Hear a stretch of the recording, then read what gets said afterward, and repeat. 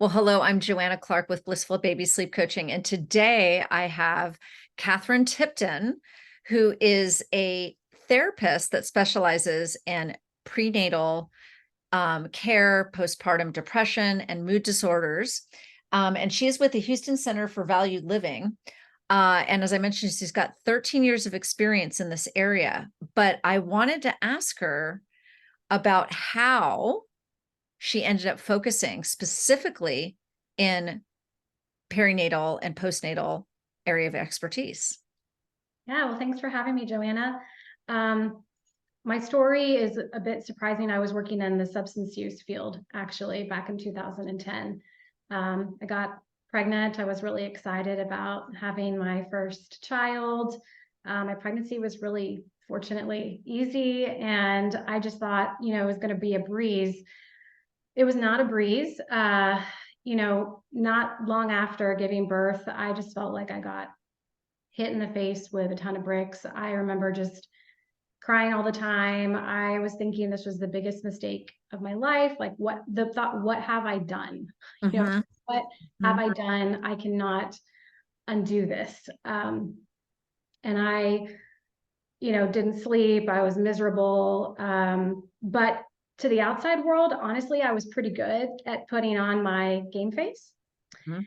And I will tell you this, I'm kind of embarrassed to say it because I'm a therapist, but I didn't even seek help back then. I just thought like, I can do this. This is just how it is. You know, it's probably just normal to be feeling this way.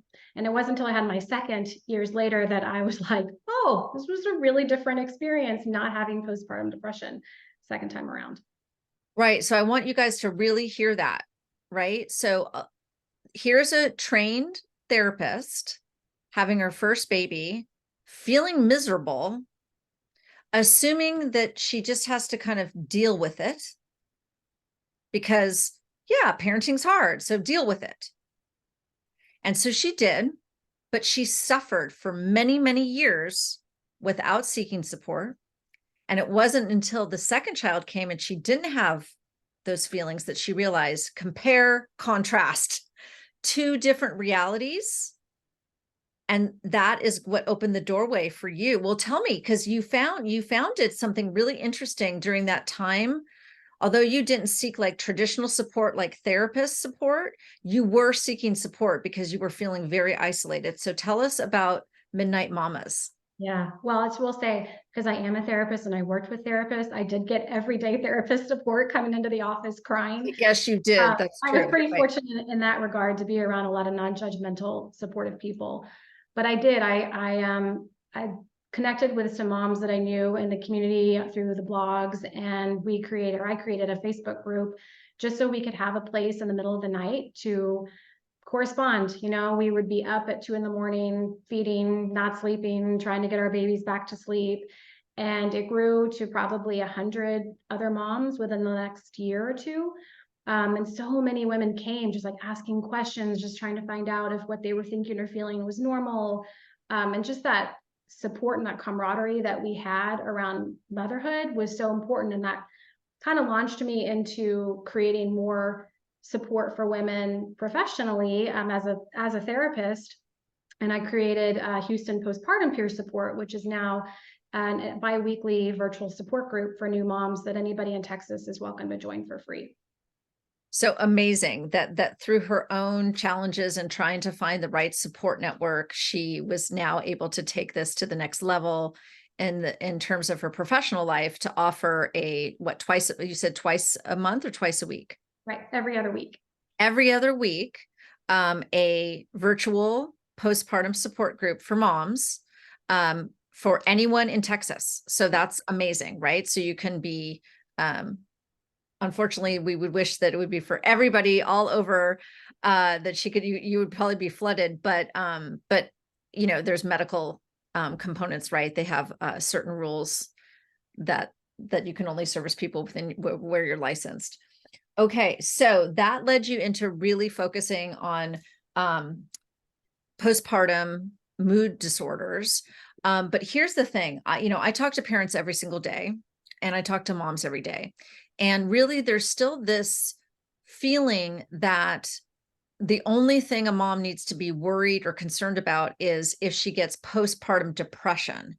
But the thing that I've been noticing a lot of, especially since really from COVID continuing on, is a new, I don't want to call it new because it's already been there, but maybe we're recognizing it more, and we have a name for it now, which is called postpartum anxiety disorder. And so what we want to focus on today is the anxiety disorder piece, because this is the piece of the puzzle that is not being discussed as widely as it needs to, because I am seeing more postpartum anxiety out of moms rather than the postpartum depression.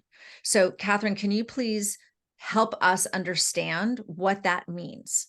Sure. And we can talk about this in terms of, across the reproductive cycle. We use terms like postpartum depression all the time, but what we're really talking about is, any kind of mood or anxiety disorder that's even happening from conception until 18 months postpartum. So it's pretty Okay. wide range. So because we can see an increase in anxiety disorders during pregnancy as well. Even in the trying to conceive stage. So kind of in that whole reproductive cycle. But yes, what is anxiety? Well, it's a big question because we all have anxiety, and anxiety is useful for us. We need anxiety. Why wouldn't we look both ways, when we cross the street, if we didn't have anxiety? But anxiety can be functional and problematic, and we'll talk about that in a minute. But anxiety itself is basically a feeling that we have, right? It's an emotion like sadness or anger, or loneliness or happiness or joy. You can have anxious kinds of thoughts. So it can be the content of your thoughts can be disturbing images, worries that you're, things you're afraid that might happen. They can be bodily sensations. So anxiety often comes with that heart racing, sweaty palms, pit in your stomach, shortness of breath, shakiness, nausea. There's a whole lot of physical ways that anxiety can manifest. Even bodily tension can be anxiety. Difficulty sleeping can be from anxiety. And then, of course, just the emotional experience. So it's kind of all of those things. But when you come into therapy and you say, I'm anxious, what we're going to do is try to find out, okay, but what kind of anxiety are you experiencing? So there are different psychological disorders or diagnoses that you can meet criteria for. These would include things like OCD, which involves intrusive thoughts. We can talk about post-traumatic stress disorder or trauma that can surface from, I had trauma a long time ago, and now that I'm pregnant or postpartum, it's coming back up for me. I'm having unwanted images, thoughts about it. I'm getting really upset when I remember it. Or it could be from something traumatic that happened, like while you were pregnant, or the birth, or something that happened. Birth, right? Absolutely, birth is traumatic. We can have generalized anxiety, right? Which is just worry, like constantly worried about bad things that are going to happen to you or to your baby, or things that are going to happen, worried about everything. People might call you like a worry word. You can have panic attacks. That's another form of an anxiety disorder. And then, of course, all of these things can kind of impact your sleep as well. Exactly. And let's talk about that kind of excessive worry, right? I think that as women, we're constantly worried. But I think that you mentioned something really important earlier, which is like intrusive thoughts. Can we talk about that and how you look at intrusive thoughts as a therapist? Absolutely. A lot of people don't disclose that they're having what we call scary thoughts.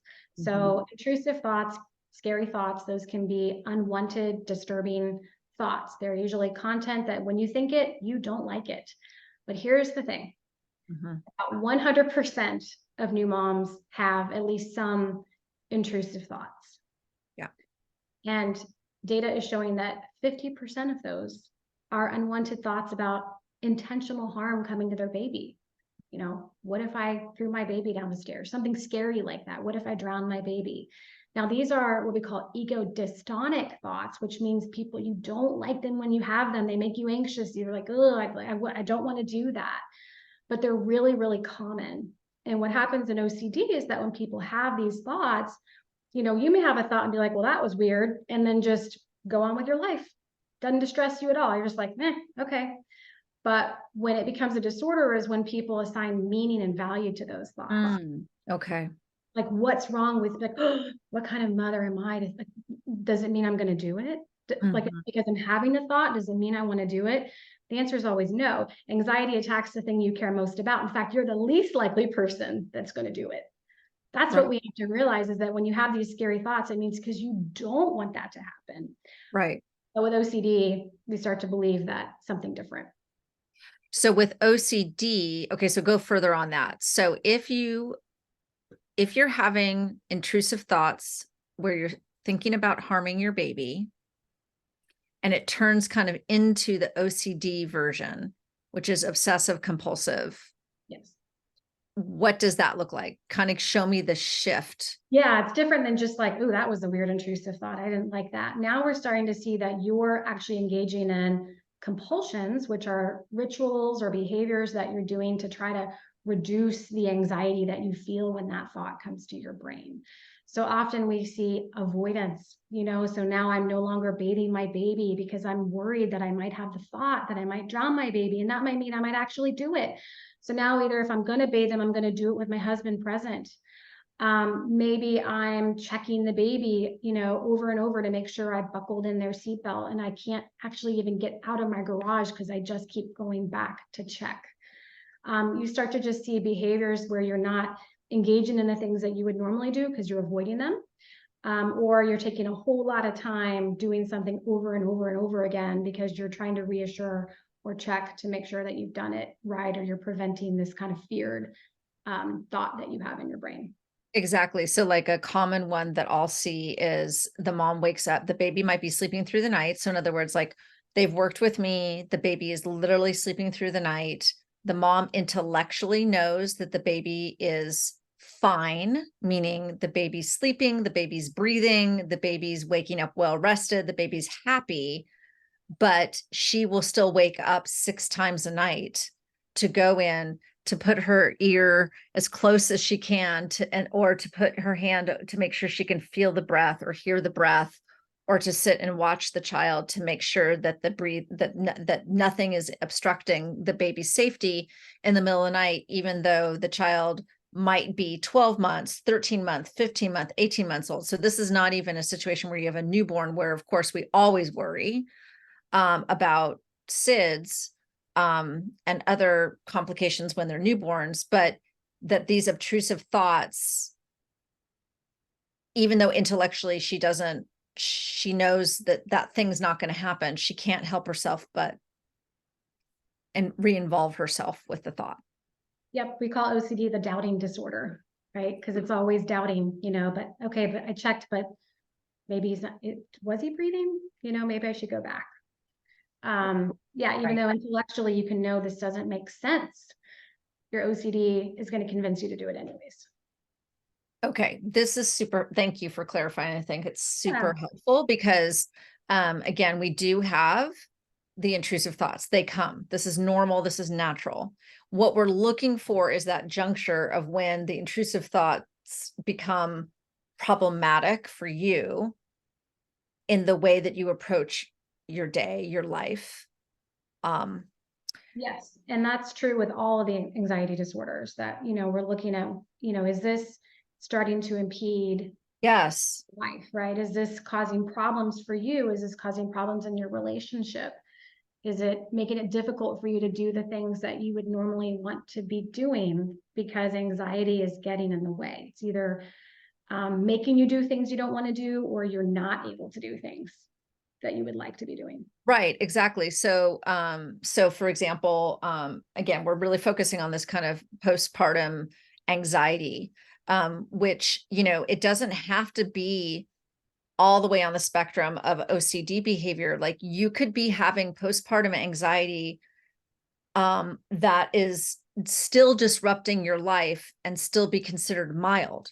Right. You can be So, functioning. right. So like, can we, yeah. So let's kind of like go through that list. Like if your life is disrupted in these areas, then anxiety is at play. So can you go through that little list again? Yeah, absolutely. So it could be if it's disrupting your sleep, you have racing thoughts that you kind of can't get out of your mind, or you wake up with, heightened levels of anxiety. If you're finding yourself more irritable, maybe you're having problems in your relationship with your husband or your family or even at work. If you're having trouble concentrating, like getting some of the tasks done that you would like to get done, or if it's just keeping you from doing the enjoyable, pleasurable things in your life that you wish you could be doing. Anxiety could be a culprit. Exactly. And overwhelm, right? Feeling Yes. massive overwhelm. Absolutely. Yeah, I think that a lot of people sometimes are surprised, like, oh, that's anxiety. They don't always realize that they have anxiety because they label it as like overwhelmed, stressed, but really when we look at it, we're like, oh no, this is actually anxiety manifesting in your life. Right. And that's why we wanted to spend the time talking about this, because we want to show you all these like sneaky ways it's showing up. And we want to kind of pick it apart a little bit so you can start to ask yourself the hard question like, oh, I'm having that experience. Because if any of this is sounding familiar to you, we really want you to know that there's help and there's hope to be had. Like, this is not something that you have to struggle through and just hope it like goes away. In fact, let's talk about some statistics, because I think that it's going to really help people understand how prevalent this is. So Yeah. let's talk about anxiety statistics. So about 1/3 of women across their lifespan will at some point meet diagnostic criteria for an anxiety disorder. So it's really common. In fact, when I work with people, they're like, I think my mom has anxiety. I think my sister has anxiety. It's really quite common. So you aren't alone, right?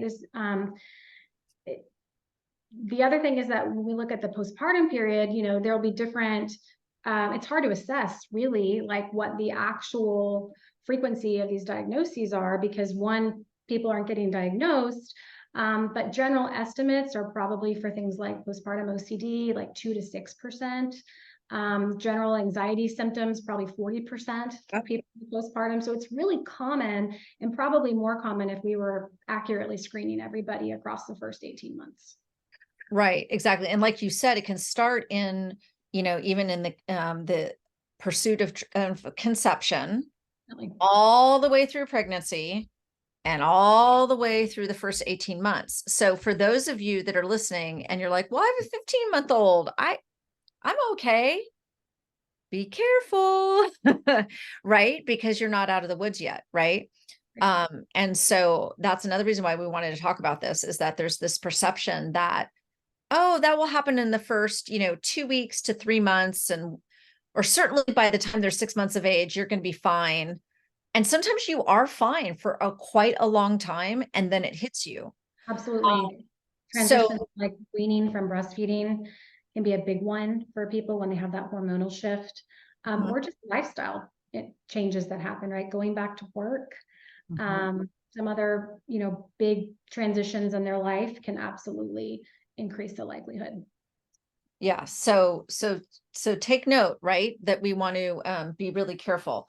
So let's see. Yeah, we wanted to talk about like if the anxiety, if we're looking at like potentially 40% of women might be at risk, who's helping to identify this for them? Like what's going on? Do I have to self-identify, or who should be looking out for me? Can you walk us through kind of what you're seeing before they end up at your doorstep? Like what's happened to them? Yeah, it's not happening enough. That's the downside. We're not, as a society, super great about checking in on our women. Most of the kind of frontline defense is going to be through the OBGYN, right? So they're going to probably give you the Edinburgh depression screening scale, which has, 2 questions kind of about anxiety, like I've been worried a lot, or, it's hard to get things done, but they're not asking some of the more thorough anxiety questions.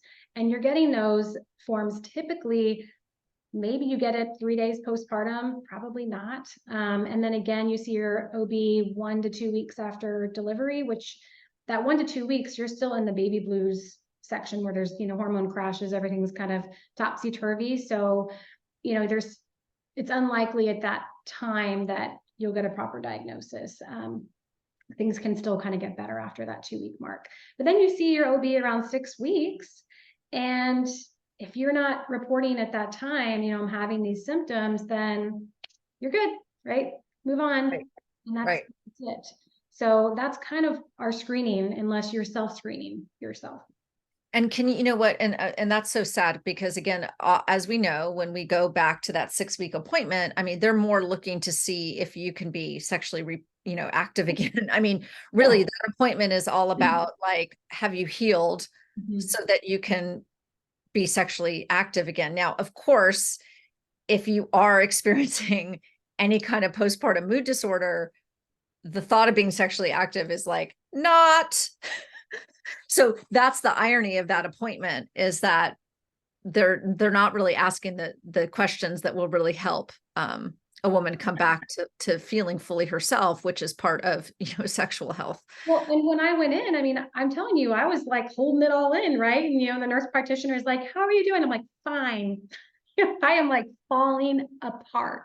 But, Mhm. women have been so conditioned to, be seen as if you have it all together, if you're checking off all the boxes, you're amazing. Like you should be able to do it. And so somehow, for better or for worse, probably for worse, I was, oh, breastfeeding's hard, a little teary here and there, but Mhm. yeah, we're not So on it's it. almost like a little bit of in your particular situation, and you probably experience this when you talk with clients, is this feeling of, oh, it's hard, but it's always going to be hard. Or it's not as hard as my friend Janie, who, right. So there's some of this hiding of how hard it is.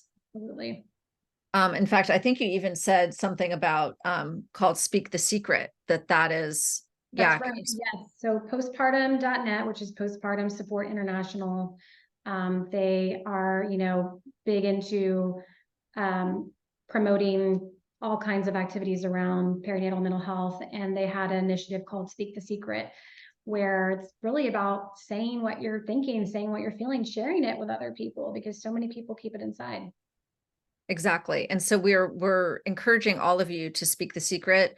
If you're having thoughts, you don't need to show up to your OBGYN appointment and hold it all together with the only shower you've taken in a week is the one day you went to go see your doctor. Like, let's, let's show the real, I think, is what we're saying here, because we want all the moms to get the support they need.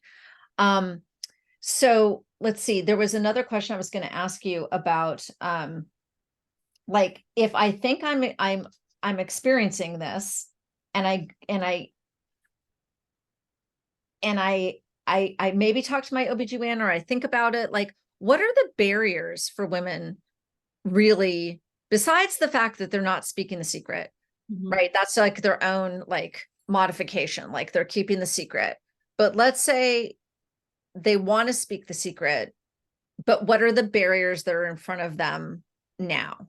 Yeah. Well, if they didn't say anything at the 6 week appointment, then they've got to make a phone call. They've got to actually call the OB. And depending on the relationship, they may be like, my OB is an incredible surgeon, doctor, but I don't necessarily want to talk to them about what I'm going through. Or maybe they're thinking, if I tell them what I'm thinking, like this scary thought, are they going to think I'm crazy? Are they going to hospitalize me? Are they going to call CPS on me? Or like, are they going to take my baby away if I disclose this? So they don't, say that. Or maybe I've had a lot of women say, well, I didn't call because I didn't want to take medicine. And I knew the OB was just going to write me a script and I don't want to take medicine. And so, depending on your OB, there are some practices out there that are absolutely amazing, that have such great comprehensive care for their clients or their patients, who may have referrals for therapists and be able to say, hey, here's where you should go, here's who we can send you to. If you don't happen to go to an OB that's like that, then I actually really recommend postpartum.net, the Postpartum Support International. They have a warm line that you can text or you can call. Someone will call you back or text you back that is trained in this area, kind of a community liaison, perhaps, that will give you a list of providers who specialize in your area. So you can get access to specialists. Which is amazing. So, here's the thing, because that's always, I know when I'm talking with clients, and I do some screening because I want to make sure that they're getting the support, right? And so when I meet a mom where it's becoming evident that they're struggling in this way, we have to have speak the secret. We have to have an honest conversation. We have to get dad involved. Super important. A lot of the moms are not communicating with dad. Dad has no idea that mom is struggling. That always happens in client consults. And then the dad feels miserable that he didn't see it. Well, he doesn't know because he's having his own experiences. And in fact, there are some stats that fathers actually can experience these postpartum mood disorders just as much as women, and they are definitely not being screened. So Right. sometimes you have two family members that are just in deep struggle and no one's talking to each other because they're not speaking the secret. And then, they're until they come to my doorstep and I say, hey guys, I think this is what's contributing here. Then it dawns on them. And again, like, remember what Kathryn Tipton said earlier, she was a trained and certified therapist and practicing for many, many years before she had her first child. And even she couldn't see through the fog of her own depression and anxiety. This is why we're talking about this. It's like, you got to speak it so that you can have somebody hear it so that somebody can help you. But what I want to say about that is that with the OBGYNs, like, if you don't have one of those people and you go to postpartum.net, they have around the country people that are trained and certified in this area. Yeah, actually. And that's what you want. You won't just want to go to like a therapist. You want a therapist that is trained and certified in perinatal and postnatal care. Yes. So I just want to re-emphasize that. And that's a wonderful free resource that is available to anyone in the country. And then the best case scenario is also gaining access to a support group. Because social connections, right? Yes. Tell me about how important that is. I mean, I know why it's important, but from your perspective. Absolutely. Isolation and shame is one of the bigger driving factors, in my opinion, for like tanking maternal health. So, it's just me. I'm doing something wrong. I'm causing this. There's something, I'm weak. Something flawed I with can't get my shit together. Yep. Yep. There's something wrong with me. I'm just totally disorganized. Oh, my ADHD brain. Yes. And or it's just, I have a mommy brain. Oh, it's just mommy brain. Yeah. Right. Exactly. And so just being able to connect with others, I mean, for one, and just realize that, like, if I had the thought, this was the worst mistake of my life, and somebody else says, oh, me too, and it's getting better, just it bridges connection, hope, that things can change. And that's one thing I love about working with this population, is that, like, people get better. It's like that, it's great, True. that really people do get better. And so, yes, the Postpartum Support International has probably 30 different support groups for all kinds of specifics in the pregnant and postpartum world. Kind of any subgroup you could think of, they've got it, and they're all free. Which is amazing. And then, of course, Kathryn Tipton, if you're in Texas, she has her support group, and there are other resources in your community that probably have support groups, either live or virtual. I always recommend to, whether it's your first, second, or third, or fourth child, get in that mommy group. It seems a little trite, but once you're there and you're actually connecting with women, either virtually or live, you're building friendships, you're building commonality, you're doing, you're not alone anymore. And you can laugh, because you need to laugh when you're parenting, because it's a hard job. So what are some of the protective things I can do? So if I'm like feeling okay now, but I know that I got to be careful because through 18 months, I can be vulnerable to this. What are some of the protective things as a mom, again, whether it's the first pregnancy, second pregnancy, third pregnancy, fourth, I mean, you're never out of the woods. What are some of the protective things I can do for myself to make sure I'm not vulnerable to kind of dip into any one of these mood disorders? Well, one of them is monitoring your physical health. So I always encourage my clients to go get a physical, to talk to their doctors, get their labs checked. You know, you can be hypothyroid, hyperthyroid, anemic, low vitamin D, nutrition, Low ferritin, low low ferritin. ferritin. Yes, absolutely. All of these things can increase your risk or, you know, exacerbate existing symptoms that you have. So like really just make sure you're knocking off all of the, you know, checking off all the boxes of anything physical that could be contributing to your symptoms or could potentially put you at risk. The second main one is sleep, and that's where you come in, Joanna.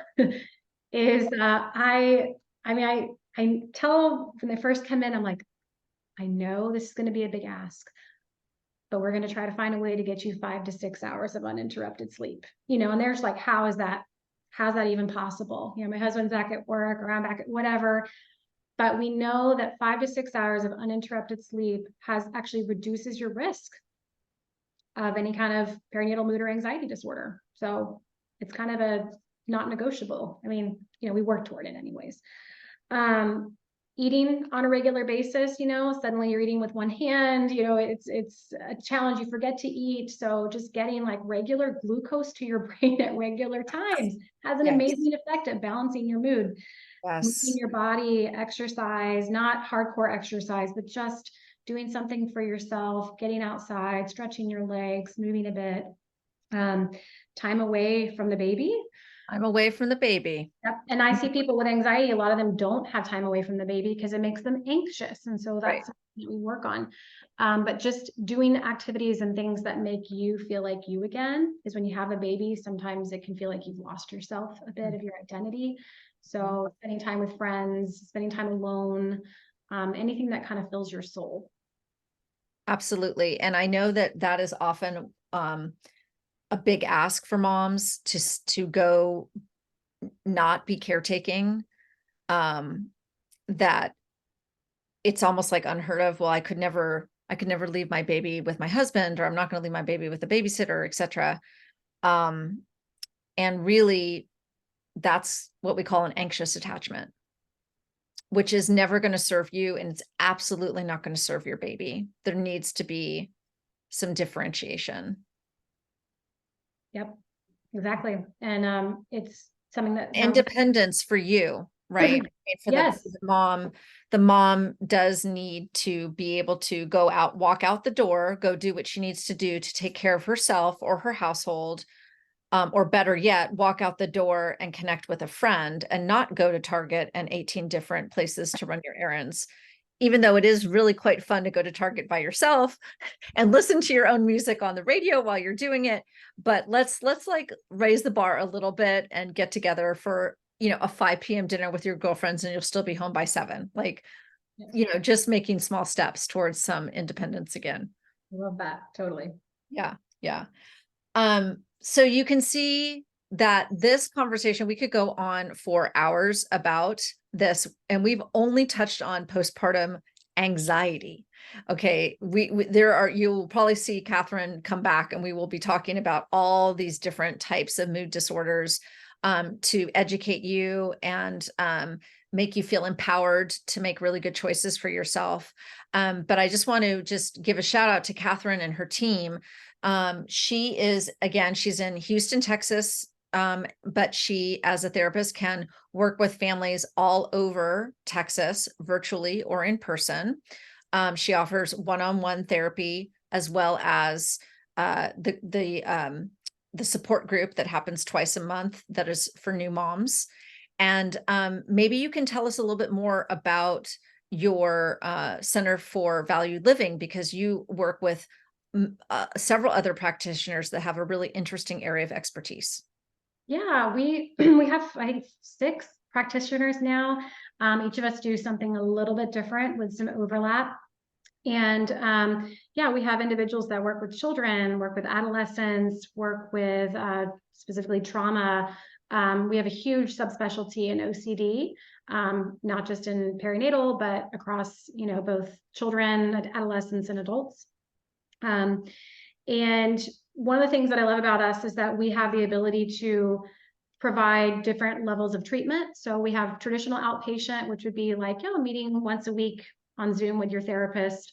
For my perinatal moms, they can come in person as well. They can bring their babies with them.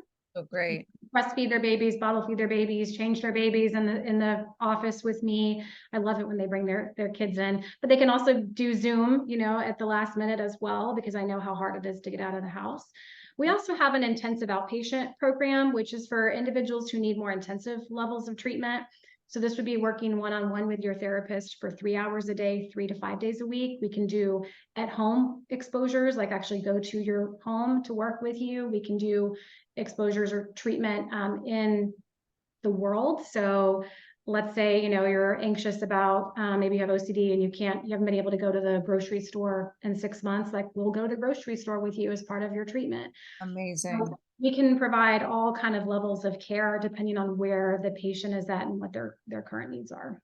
Amazing. And that, you guys, that is what she is offering, or what this group of all women therapists, They're all women right now. you know, and Like to nothing against the men therapists, but Yep. as a female business owner, I love meeting and connecting with other female business owners, because we're really into you know, providing, like, it's just women centric, I guess, can be very powerful and very nurturing. So Kathryn, it has been such a pleasure speaking with you. You are so beautifully well informed and so thoughtful in your answers. And I just so appreciate you spending time with us today. If there's somebody out there that's listening to this that wants to talk to you or talk to any one of your other practitioners because they saw something within your practice that might be of service to them, how can they reach you? The best place to start is the website, right? Houston Center for Valued Living.com. And you can reach all of us very easily through email or phone that way. Okay. Thank you so much. We will be speaking again soon. We have Yeah, so much that's more so to fun. explore. Joanna. Okay.